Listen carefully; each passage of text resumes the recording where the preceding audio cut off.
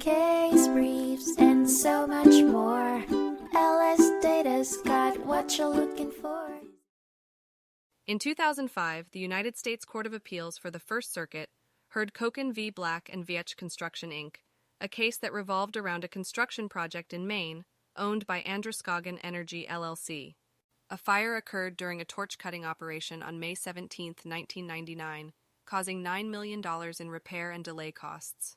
The project was insured by Reliance Insurance Company, while Black and Veatch Construction, Inc. was the general contractor, and subcontractors included Redco, Inc. and Oâ Connor Constructors, Inc.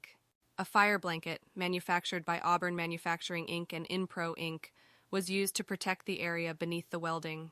Reliance and Black and Veatch sued the fire blanket manufacturers, claiming product liability and breach of warranty. However, the district court granted summary judgment in favor of Auburn and Inpro due to a lack of evidence for a triable claim against them. The fire was caused by chemicals from the fire extinguisher used to put out the fire, and there was no evidence that the fire blanket was unfit for its ordinary purposes. The court determined that there was no triable claim against the fire blanket manufacturers and granted summary judgment on negligence, strict liability, and breach of warranty claims due to insufficient evidence. The district court's decisions were upheld, and the remaining issues were deemed unnecessary to address. Case briefs and so much more.